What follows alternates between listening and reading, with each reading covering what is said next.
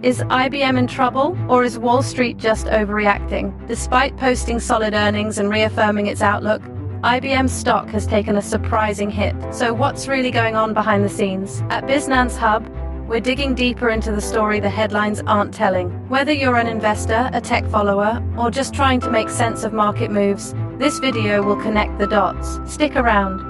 The full picture is more than meets the eye. IBM's stock dropped nearly 7%, or about $16 following its latest earnings announcement.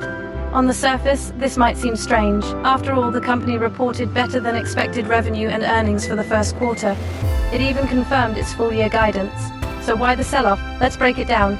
According to experts, one possible reason is market psychology. Since 2023, IBM stock has doubled in value. That kind of rise naturally builds high expectations. So when the company delivers solid, but not sensational results, some investors see it as a reason to lock in profits. Wamsi Mohan, a senior IT hardware analyst at Bank of America Global Research, weighed in. He doesn't believe IBM's results were disappointing at all.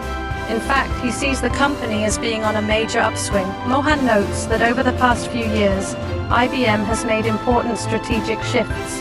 It's divested from slow-growth areas and doubled down on sectors that are scaling up. In short, IBM is reshaping its growth profile. From a revenue standpoint, the company grew 2% in the first quarter on a constant currency basis.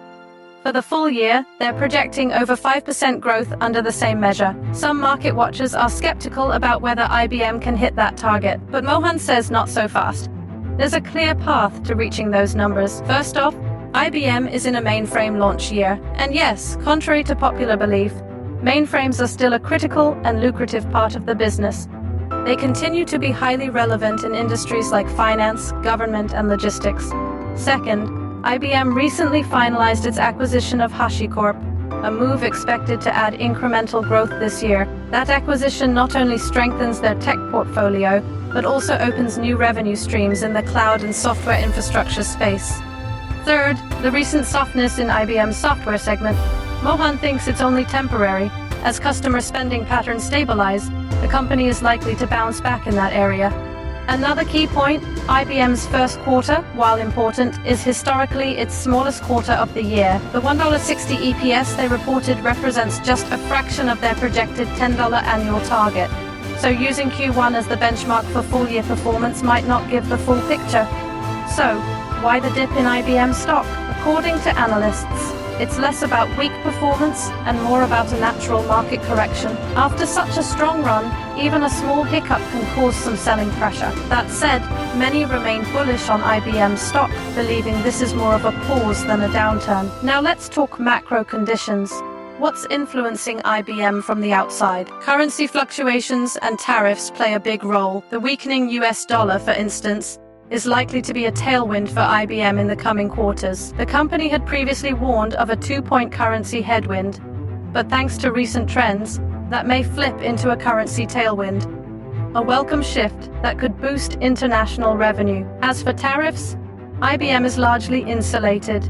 The only hardware product that's materially significant to its revenue, the mainframe, is mostly manufactured in the United States. This helps protect IBM from direct tariff impacts. However, there could be indirect effects. For example, if other companies hit by tariffs cut back on spending, that could impact IBM's consulting division, which is more sensitive to economic slowdowns. Still, IBM has a robust foundation of recurring revenue that helps cushion any economic turbulence. And with strong new products rolling out, the outlook for 2025 remains optimistic. Looking ahead, analysts like Mohan have set a 12-month price target of $270 for IBM. That's below the all-time highs, but still suggests meaningful upside from current levels. What makes IBM so appealing during uncertain times? Its defensive nature, reliable dividend yield, and improving growth strategy. The current leadership, especially under CEO Arvind Krishna, is getting a lot of credit for this transformation.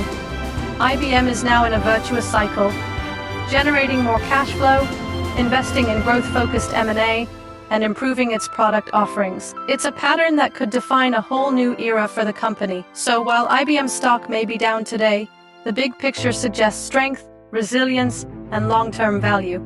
For investors who believe in the turnaround story, this dip might just be an opportunity. If you found this breakdown helpful, make sure to hit that like button and subscribe to BizNance Hub for more clear, insightful updates on the biggest stories in business and finance.